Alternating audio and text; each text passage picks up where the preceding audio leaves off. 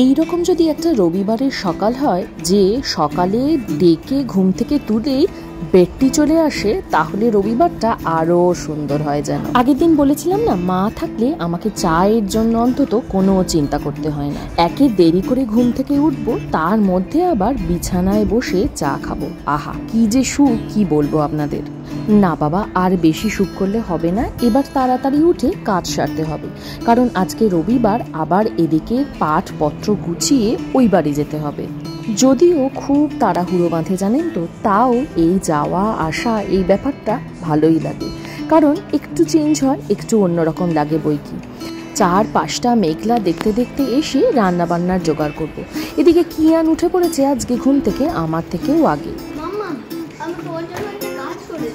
তুই কি আঁকছিস? ইন্ডিয়ার এইখানে মাথাটা এরকম করেছিস কেন? ইন্ডিয়া এরকমই?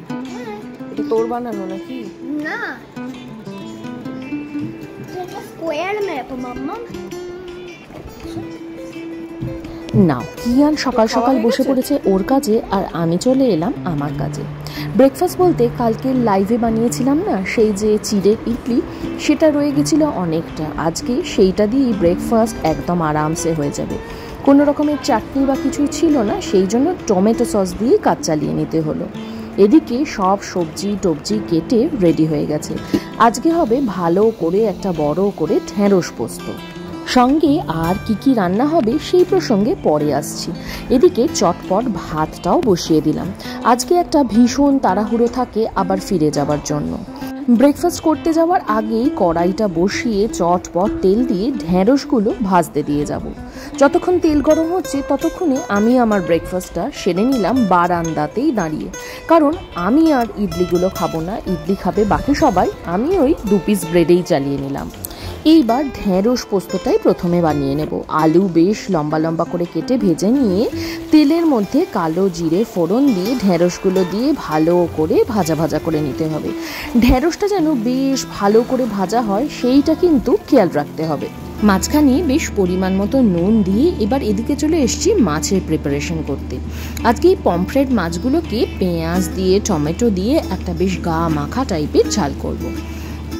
আজকের দিনটা আবার এতই তাড়াহুড়ো থাকে, আজকে 3টে ওভেনে একসাথে 3 রকমের রান্না বসিয়ে দিয়েছি।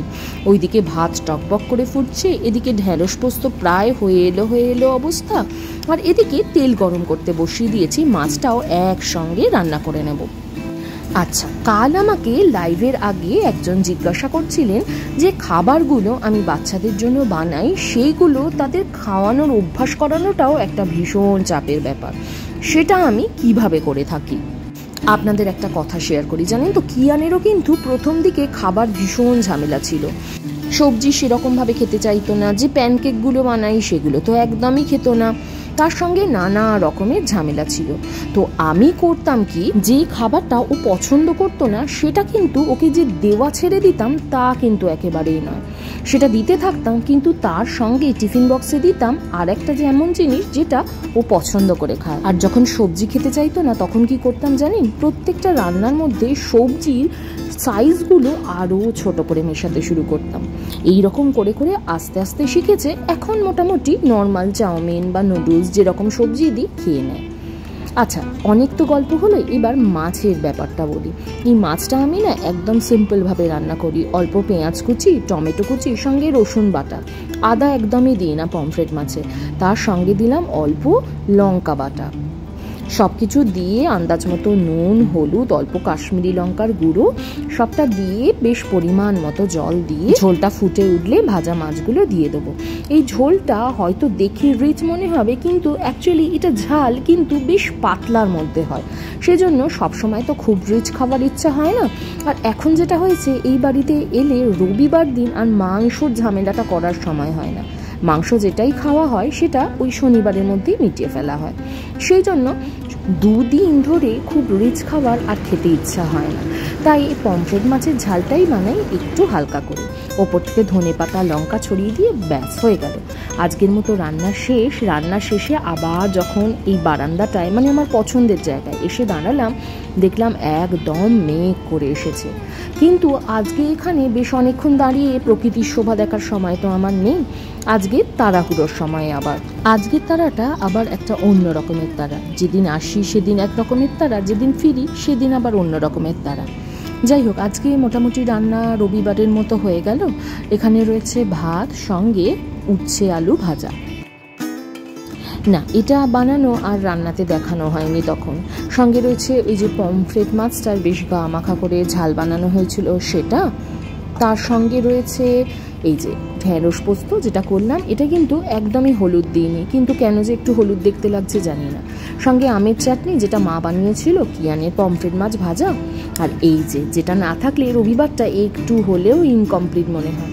আপনাদের বলেছিলাম না, মাংস হয়েছিল বটে, কিন্তু সেটা শনিবার দিন হয়েছিল, তো সেটারই কিছুটা লেফট ওভার থেকে গেছিল। কিরে ওই, তোর না কাল পরীক্ষা, পড়াশোনা করবি না?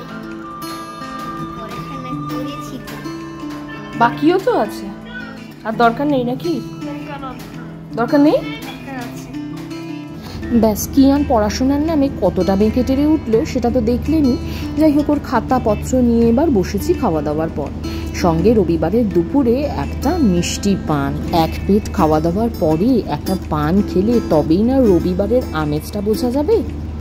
কিয়ানের আবার কালকে পরীক্ষা আছে, তাই ঝটপট করে পড়াশোনাগুলো রিভাইজ করে বিকেলবেলা আমরা বেরিয়ে পড়লাম আবার এই বাড়ি থেকে ও বাড়ি যাওয়ার জন্য। বেরিয়েই দেখি বেশ ভালো জোরে হাওয়া দিচ্ছে, সঙ্গে বৃষ্টি বৃষ্টি মতো একটা ওয়েদারও হয়েছে, সঙ্গে ঘন কালো মেঘ। এসেছিলামও বৃষ্টির সাথে নিয়ে, আর যাচ্ছি যখন তখনও বৃষ্টির সাথে নিয়েই যাচ্ছি, কারণ বেরিয়ে রাস্তায় এসে গেল অল্প অল্প করে বৃষ্টি। আজকের ব্লগটা তাহলে এই অবধিই থাক, আবার দেখা হবে পরের রবিবার।